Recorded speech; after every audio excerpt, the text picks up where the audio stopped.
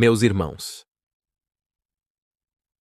a paz do Senhor Jesus, hoje vamos falar sobre a Carta aos Romanos, escrita pelo apóstolo Paulo, que é uma das obras mais significativas do Novo Testamento, tanto pela profundidade teológica, quanto pela clareza com que apresenta o Evangelho de Cristo. Endereçada à comunidade cristã de Roma, uma das mais influentes do mundo antigo, esta epístola se destaca por sua complexidade, abordando temas que vão desde a natureza da fé, a justiça de Deus, até a depravação humana e a redenção oferecida por Cristo.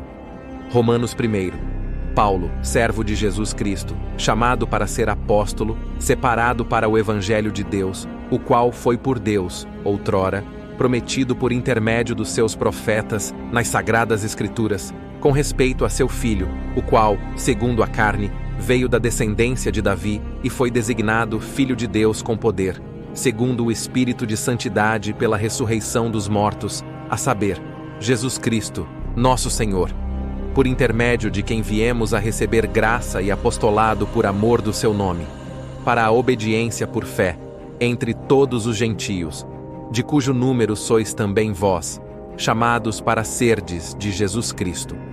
A todos os amados de Deus, que estais em Roma, chamados para serdes santos, graça a vós e paz, da parte de Deus, nosso Pai, e do Senhor Jesus Cristo. Primeiramente, dou graças a meu Deus, mediante Jesus Cristo, no tocante a todos vós, porque em todo o mundo é proclamada a vossa fé.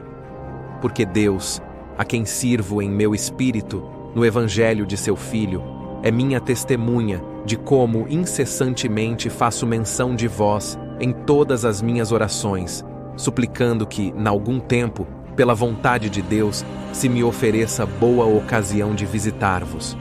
Porque muito desejo ver-vos, a fim de repartir convosco algum dom espiritual, para que sejais confirmados, isto é, para que, em vossa companhia, reciprocamente nos confortemos por intermédio da fé mútua, porque não quero, irmãos, que ignoreis que, muitas vezes, me propus ir ter convosco, mas tenho sido até agora impedido, para conseguir igualmente entre vós algum fruto, como também entre os outros gentios.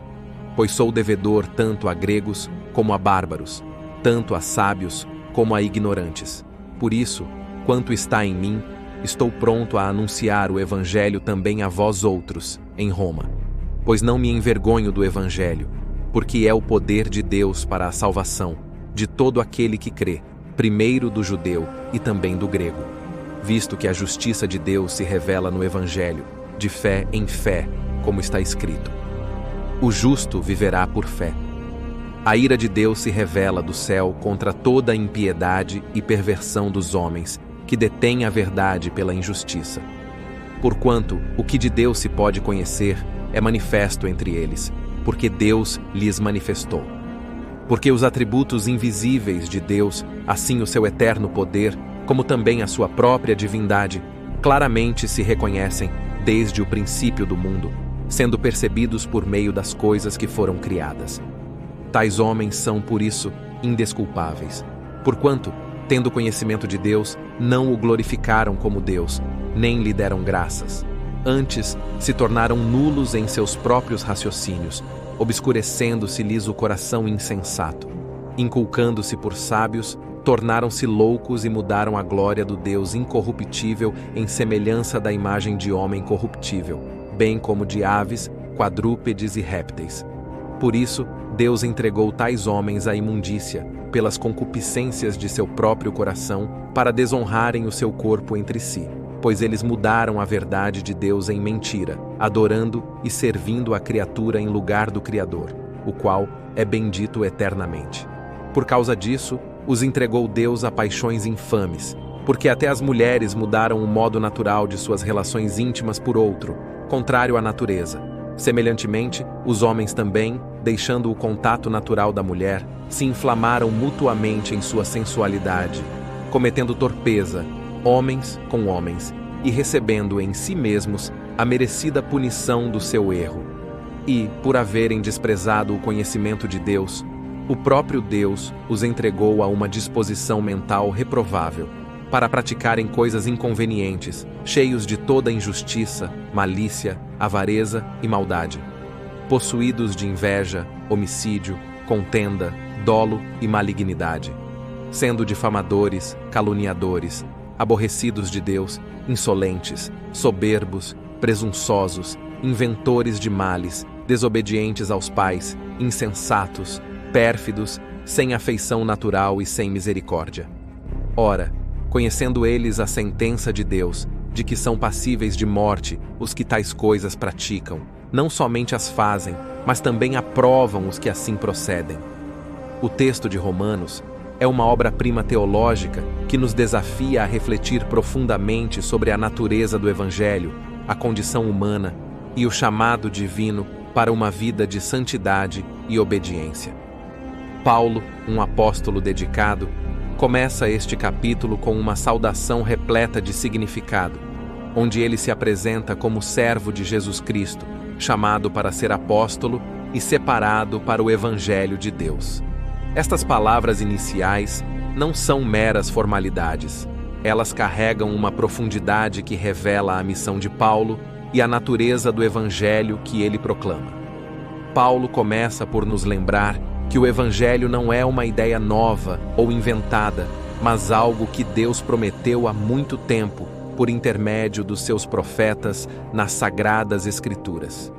Isso destaca a continuidade do plano divino, que desde os tempos antigos apontava para a vinda de Jesus Cristo, o Filho de Deus. Este Evangelho tem suas raízes no Antigo Testamento, mostrando que a mensagem de salvação é parte de um plano maior que se desdobra ao longo da história humana.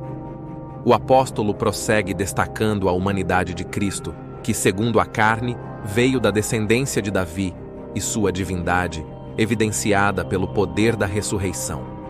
Jesus não é apenas um líder moral ou uma figura histórica. Ele é o Filho de Deus, cujo poder foi revelado através de sua ressurreição dos mortos.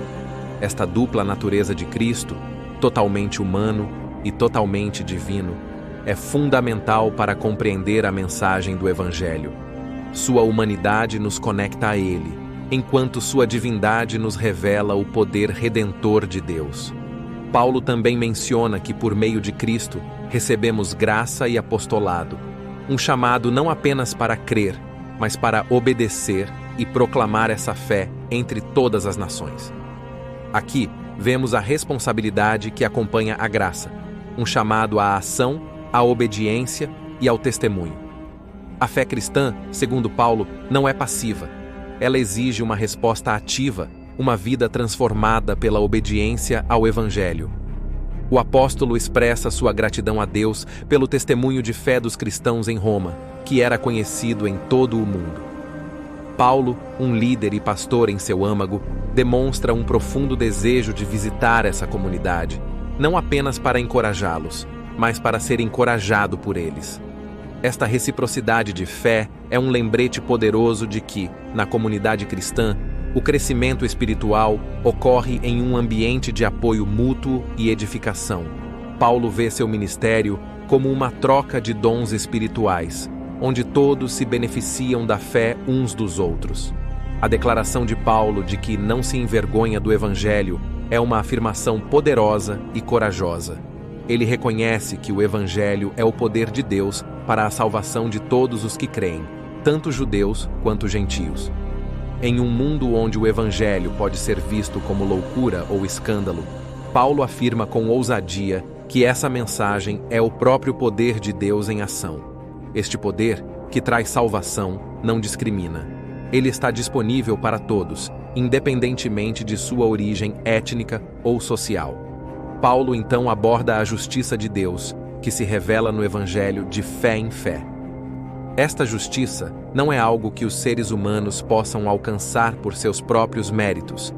É um dom de Deus, acessível somente pela fé. Esta afirmação desafia todas as noções humanas de justiça baseada em obras e mérito. A verdadeira justiça, segundo Paulo, é viver pela fé, uma fé que confia completamente na obra redentora de Cristo. No entanto, o capítulo toma um tom sombrio quando Paulo passa a descrever a ira de Deus contra a impiedade e a injustiça dos homens. Ele fala de uma humanidade que, apesar de ter conhecimento de Deus, escolheu rejeitá-lo, entregando-se à idolatria e à degradação moral. Esta rejeição de Deus leva a uma espiral descendente de comportamento reprovável, onde a verdade de Deus é trocada por mentiras e a glória do Criador é substituída pela adoração à criação. Paulo não poupa palavras ao descrever a consequência dessa rejeição. Deus entrega esses homens às suas próprias paixões, permitindo que se afundem ainda mais em sua depravação. Aqui, Paulo nos confronta com uma realidade dura. A rejeição de Deus leva inevitavelmente à degradação moral e espiritual. Quando os seres humanos escolhem ignorar a verdade de Deus, suas vidas se tornam marcadas por uma confusão moral, onde o que é errado passa a ser visto como certo e o que é certo como errado. O apóstolo descreve um mundo onde as relações naturais são distorcidas, onde a sensualidade se inflama e onde os homens e mulheres se entregam a comportamentos contrários à natureza. Essa descrição não é apenas uma condenação dos atos em si, mas uma verdade do que acontece quando a humanidade se afasta de Deus. O caos moral e espiritual se instala. A ordem criada por Deus é desfeita, e o resultado é a degradação completa do ser humano. Finalmente, Paulo fala da condição final desses indivíduos. Eles são entregues a uma disposição mental reprovável, cheia de toda forma de injustiça, malícia, avareza e maldade. Eles não apenas praticam essas coisas, mas também aprovam aqueles que assim procedem. Esta é a manifestação final da rebelião humana contra Deus. Não apenas fazer o mal, mas celebrá-lo e encorajar outros a fazerem o mesmo. É um retrato sombrio do estado da humanidade sem Deus, um estado de completa alienação e condenação. Em resumo, este capítulo de Romanos nos confronta com algumas das questões mais fundamentais da existência humana: a natureza de Deus, a condição humana, a necessidade de redenção e a resposta apropriada à revelação de Deus em Cristo. Paulo nos chama a reconhecer a gravidade do pecado, a profundidade da graça de Deus e a urgência do Evangelho.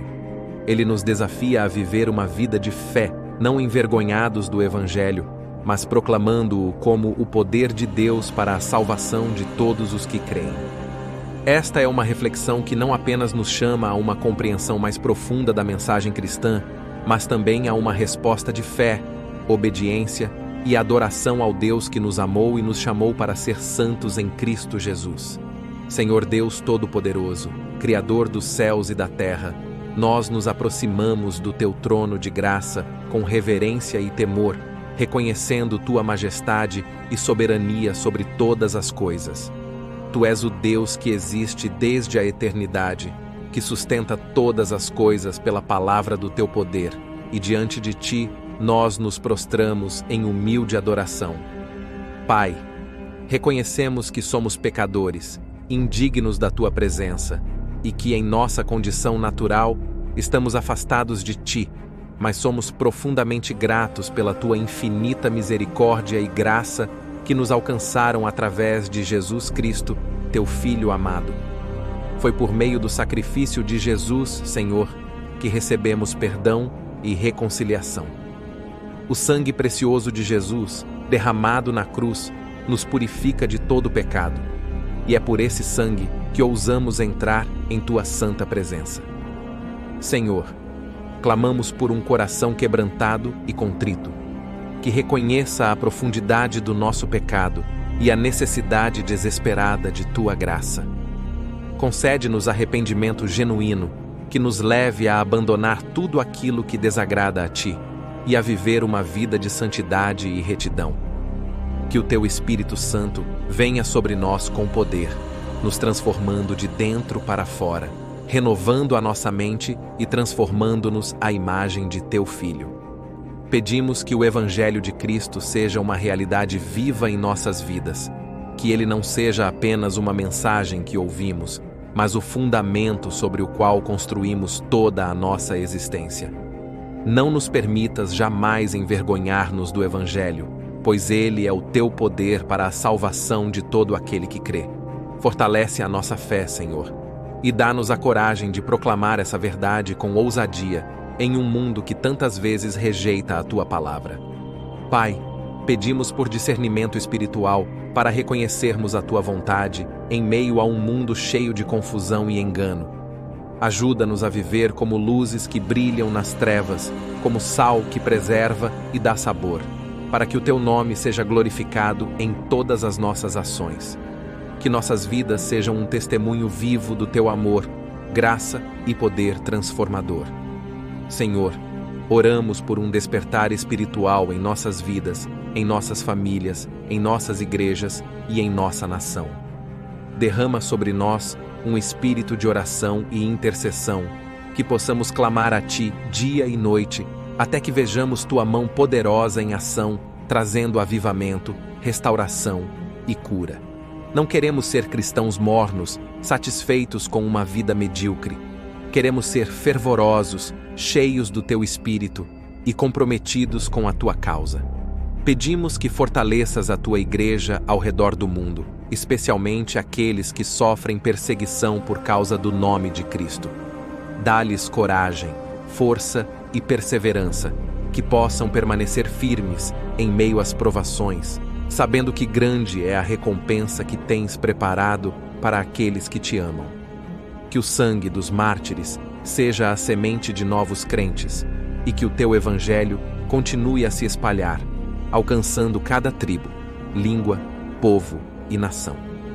Senhor, clamamos também por aqueles que ainda não te conhecem, por aqueles que estão perdidos em seus pecados, cegos para a verdade do evangelho. Usa-nos, Senhor, como instrumentos em tuas mãos, para levar a tua luz aos lugares mais escuros, para proclamar a tua verdade com amor e compaixão, e para ser canais de tua graça a todos que encontrarmos. Senhor, pedimos que nos mantenhas firmes até o fim, que guardes nossa fé em meio às tempestades da vida, e que nos conduzas em vitória até o dia em que estaremos para sempre em tua presença.